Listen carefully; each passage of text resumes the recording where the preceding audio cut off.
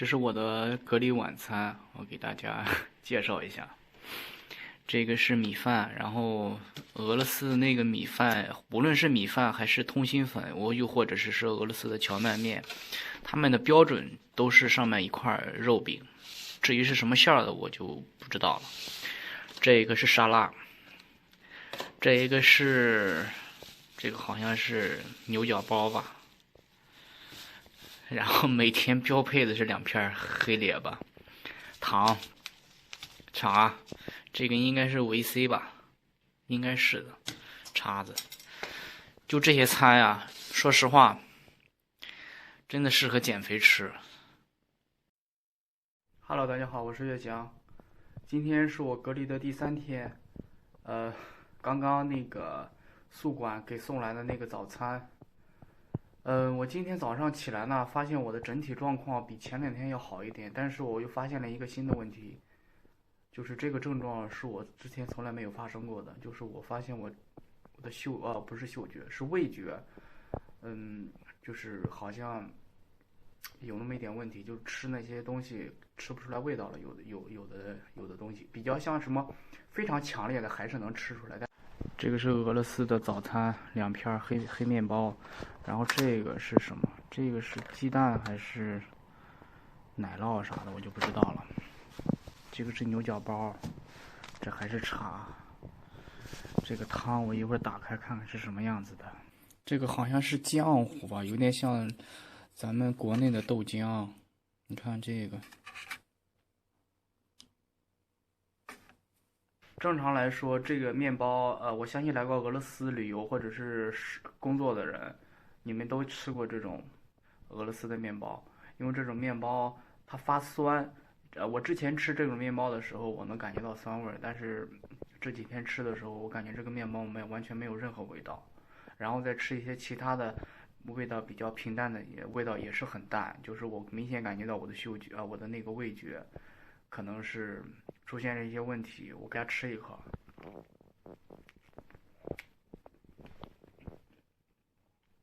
哎，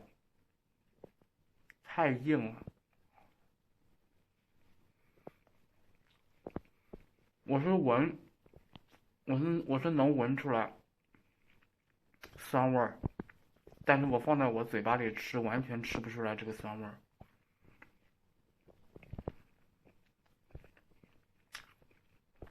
你看，什么味儿都没有，天呐！然后我再喝一口这个汤，就是这种感觉像豆浆似的，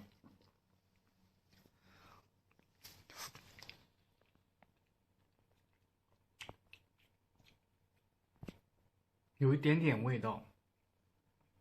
因为我第一天来的时候，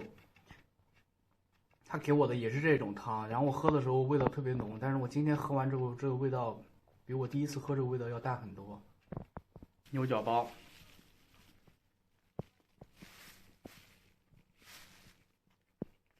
蜂蜜的，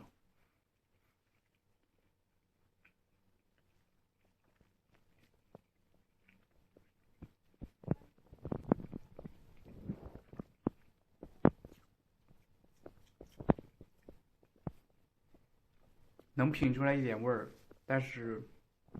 味道不是很强。其实我还是要感谢那些粉丝，然后私信我，还有在下面留言告诉我说该怎么样做。莲花清瘟我一直在吃，莲花清瘟我有很多，所以大家不需要担心，我应该能，我的莲花清瘟如果按照我一个人的量来说的话，我吃2个月都是没有问题的。其次呢就是俄罗斯当地他们也没有给我开什么药，他就让我吃这个莲花清瘟，然后再吃那个我昨天说的那个俄罗斯的那个消炎药。但是俄罗斯的消炎药只有1个星期的量，所以1个星期吃完之后，我会委托我的朋友帮我去买，然后送过来。你像那个对，最重要的就是，好多人说一定要多喝热水，这个我也发现这个热水真的，以前我一直觉得这只是一个笑话，因为好多人说，呃，感冒了多喝热水，拉肚子了多喝热水，发烧了多喝热水，反正所有的都是多喝热水。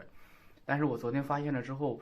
我昨天大概喝了是有1升多的水啊，就是那种茶水那个烧水壶，就是那个大家应该知道那个烧水壶，我大概喝了是2壶。我喝了2壶，我只去了2次厕所。按照平时的话，我喝2壶，我应该能去个3次到4次厕所。这一次直接减少了一半，可见我身体的那个缺水缺到这种程度。我昨天喝了那么多水之后，早上起来我发现我整个脑子，也不像前2天那么混了，就是整个人昏昏沉沉的。但今天就是晃脑子，脑子还是会痛，但是比前2天要轻很多，也不会那种特别的乏，就是现在还是有点乏，但是不会像前2天似的特别的乏。所以我觉得开水还是非常有用的。所以如果我的朋友或者是我当然我不希望他们有得这个病，所以如果他们有，我会把我的经验告诉他们。如果要是说发现自己不是，一定要多喝热水。真的，咱们中国的热水太管用了。